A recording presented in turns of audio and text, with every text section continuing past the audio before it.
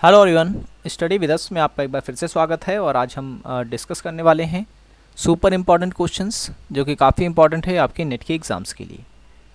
तो वीडियो को एंड तक देखें। वीडियो पसंद आए तो लाइक करें और चैनल को सब्सक्राइब नहीं किया तो ज़रूर कर लें ताकि ऐसी वीडियोज़ की नोटिफिकेशन आपको मिलती रहे। और अगर आपने हमारी पहले की वीडियोज़ को नहीं देखा है तो आप उसे भी देख सकते हैं, लिंक डिस्क्रिप्शन में दे दी गई है। ठीक है, पूरा प्लेलिस्ट आपको डिस्क्रिप्शन में मिल जाएगा और ऊपर आई बटन पर क्लिक करके भी आप जो है हमारी सभी वीडियोस को देख सकते हैं। ठीक है, लाइन वाइज पेपर 1 के लिए आपको वीडियोस वहाँ पर मिल जाएंगी। तो चलिए आज का वीडियो शुरू करते हैं। तो आज का जो पहला सवाल है वो ये है कि फ्लाई ऐश, ठीक है, फ्लाई ऐश का निर्माण करोनिया का निर्माण निम्न में से किन तत्वों से होता है। ठीक है, तो पहला जो तत्व दे रखा है वो दे रखा है एल्यूमिनियम सिलिकेट। ठीक है, तो इससे भी होता है, सिलिकॉन डाइऑक्साइड से भी होता है और कैल्शियम ऑक्साइड से भी होता है। तो सही आंसर ऑप्शन नंबर डी होगा इस क्वेश्चन का। ठीक है, और कौन कौन से तत्व होते हैं जिससे कि फ्लाई ऐश का निर्माण होता है। फ्लाई ऐश का मतलब देखा होगा आपने, कुछ हवा के अंदर धूल के कण होते हैं जो कि उड़ते हैं और वो जो है हमारी वायु को प्रदूषित करते हैं। ठीक है, इससे कई प्रकार की बीमारियां वगैरह भी होती हैं, हमारी आंखें जो होती हैं लाल हो जाती हैं। ठीक है, काफ़ी सारा जो है नकारात्मक प्रभाव पड़ता है इसका हमारे शरीर पे। ठीक है, फ्लाई ऐश, तो ये सब चीज़ों से तो बनती है फ्लाई ऐश। और कौन कौन सी चीज़ें होंगी तो वो भी आपको जो है याद रख लेनी है, जैसे कि शीशा हो गया। ठीक है, शीशा हो गया, आर्सेनिक हो गया, और क्या कहते हैं कोबाल्ट हो गया, कॉपर हो गया। ये सभी कण भी जो है फ्लाई ऐश के निर्माण में अपनी महत्वपूर्ण भूमिका निभाते हैं। ठीक है, तो इनको भी जो है आपको याद रखना है। नेक्स्ट क्वेश्चन है कि निम्न में से कौन सा तत्व प्राथमिक प्रदूषण का उदाहरण है। ठीक है, प्राथमिक प्रदूषण का उदाहरण हमें बताना है। तो इसका जो सही आंसर होगा वो होगा ऑप्शन नंबर डी। ठीक है, क्योंकि जितने भी यहाँ दिए हुए हैं जैसे सल्फर डाइऑक्साइड ये भी प्राथमिक प्रदूषक तत्व है, नाइट्रोजन के ऑक्साइड ये भी प्राथमिक प्रदूषण में आ जाते हैं, कार्बन डाइऑक्साइड ये भी प्राथमिक प्रदूषण में आते हैं। अच्छा, प्राथमिक प्रदूषक तत्व और द्वितीय प्रदूषक तत्व में अंतर मैं बता दूं आपको। प्राथमिक प्रदूषक तत्व वो होते हैं जो कि सीधे तौर पर पर्यावरण को दूषित करते हैं या प्रभावित करते हैं, जबकि द्वितीय प्रदूषक तत्व वो होते हैं जो प्रत्यक्ष रूप से ना होकर के अप्रत्यक्ष रूप से पर्यावरण को क्षति पहुंचाते हैं। ठीक है, जैसे कि सल्फर गैस जब है ऊपर हवा में जाती है तो वो जल वगैरह से अभिक्रिया करती है, उसके बाद जो है सल्फ्यूरिक अम्ल बनाती है। ठीक है, जिसे हम अम्ल वर्षा कहते हैं। तो सल्फ्यूरिक अम्ल जो है ये द्वितीय प्रदूषक का उदाहरण होता है। ठीक है, सल्फ्यूरिक अम्ल जो है ये दूसरी प्रदूषण आता है। ठीक है, द्वितीय प्रदूषण की श्रेणी में आता है। तो प्राथमिक प्रदूषण में आपको नाम याद रखने, एग्जाम में पूछा गया है इसीलिए मैंने जो है ये क्वेश्चन स्पेशली लिया है। ठीक है, तो ये आपको याद रखना है। ठीक है, और कौन कौन से प्राथमिक प्रदूषण में आ सकते हैं ये भी आपको याद रखना है, जैसे कि एक और आ जाता है कार्बन मोनोऑक्साइड। ठीक है, कार्बन मोनोऑक्साइड और जितने प्रकार के जो विविध रूप से हाइड्रोकार्बन्स होते हैं। ठीक है, ये सभी के सभी जो हैं प्राथमिक प्रदूषण में गिने जाते हैं, और द्वितीय वाला मैंने आपको पहले की वीडियोस में बता दिया विस्तार से। नेक्स्ट क्वेश्चन है, वर्चुअल रियलिटी उपलब्ध कराती है, क्या उपलब्ध कराती है? सुस्पष्ट रियलिटी, व्यक्तिगत श्रवण या फिर सहभागी अनुभव। तो सही आंसर है ऑप्शन नंबर सी। ठीक है, सहभागी अनुभव करवाती है हमें। ठीक है, तो ये आपको याद रखना है। देखिए, वीडियो पसंद आ रही है तो लाइक ज़रूर करें। पहले की वीडियोस नहीं देखी हो तो आप उसे ज़रूर देखिए, क्योंकि नेट के एग्ज़ाम्स के लिए अब बहुत कम समय बचा है। तो आप जितनी अच्छी तरह से अपना रिवीजन कर लेंगे उतना आपके लिए अच्छा रहेगा। तो ज़रूर उस वीडियोज़ को देखें। क्वेश्चन ये है, निम्नलिखित में से साक्ष्य सामग्री में द्वितीय स्रोत का हिस्सा है। द्वितीय स्रोत का हिस्सा है, तो देखें जो साक्ष्य सामग्री होती है उसमें दो प्रकार के स्रोत होते हैं, सोर्सेज होते हैं, एक प्राइमरी और एक सेकेंडरी, यानी प्राथमिक और द्वितीय स्रोत।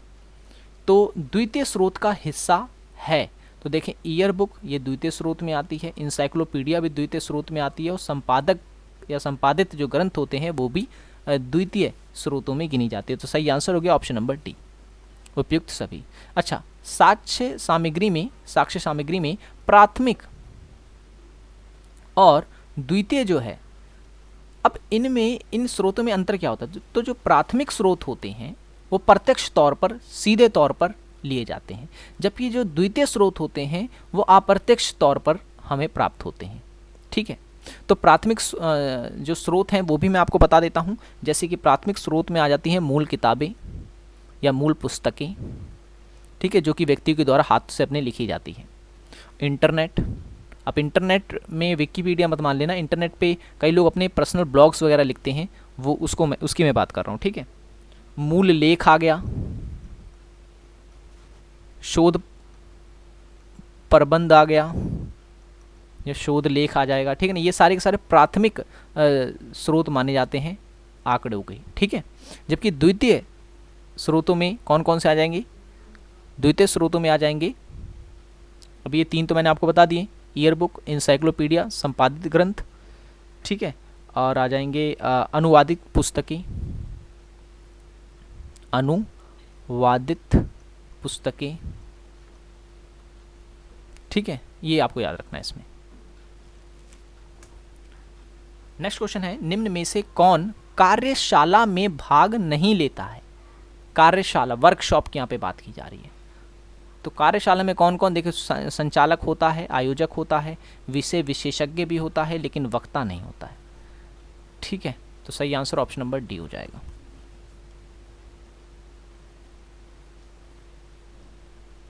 अच्छा, तो वक्ता की जगह पे सहभागी आप लिख सकते हैं।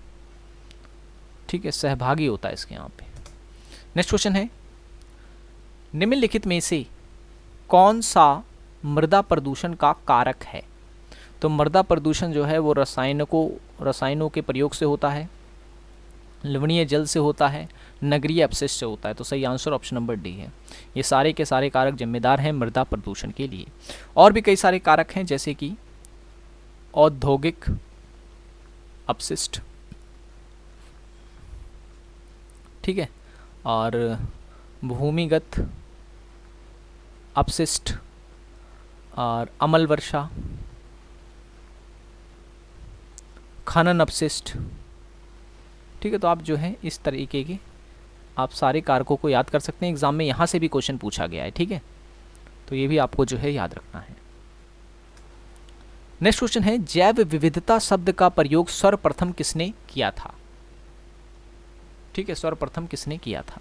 तो जैव विविधता शब्द का प्रयोग सबसे पहले किया था E.A. नॉर्स ने। ऑप्शन नंबर ए इसका करेक्ट आंसर है, E.A. नॉर्स ने सन 1980 में। ठीक है, लेकिन सर्वप्रथम अगर आपसे पूछे तो E.A. नॉर्स ने किया था, लेकिन अगर सर्वप्रथम नहीं लिखा होता जैव विविधता शब्द का प्रयोग किसने किया था, तो वॉल्टर जी रोजेन। ठीक है ना, आपका आंसर फिर ये होता। इन्होंने 1985 में इस शब्द का प्रयोग किया था। इंग्लिश में बायोडाइवर्सिटी कहते हैं इसे। ठीक है,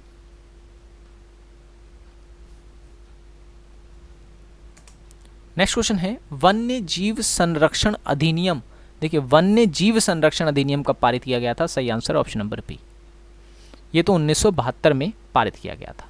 अगर पूछ ले आपसे कि वन संरक्षण अधिनियम,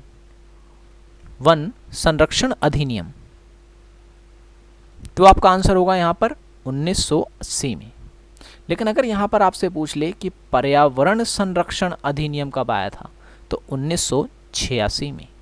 और अगर आपसे यहां पूछ ले जल प्रदूषण अधिनियम कब आया था, तो ये हो जाएगा 1974 में। और हाँ, राष्ट्रीय वन नीति अगर आपसे पूछ ले, राष्ट्रीय वन नीति कब बनाई गई थी, तो ये बनाई गई थी 1988 में। ठीक है, ये आपको याद रखना, ये रिपीटेड है, ये भी एग्जाम में पूछा जा सकता है, क्योंकि वन्य जीव संरक्षण अधिनियम के ऊपर ऑलरेडी सवाल पूछा गया है। ओके, तो आज की वीडियो में इतना ही। ठीक है, अब मिलेंगे अगली वीडियो में। वीडियो पसंद आई हो तो लाइक ज़रूर कर देना। पहले की वीडियोस नहीं देखी तो जरूर देख लें, लिंक डिस्क्रिप्शन में है, ऊपर आई बटन पर क्लिक करके भी आप देख सकते हैं। सो मिलेंगे नेक्स्ट वीडियो में। Thanks for watching this video.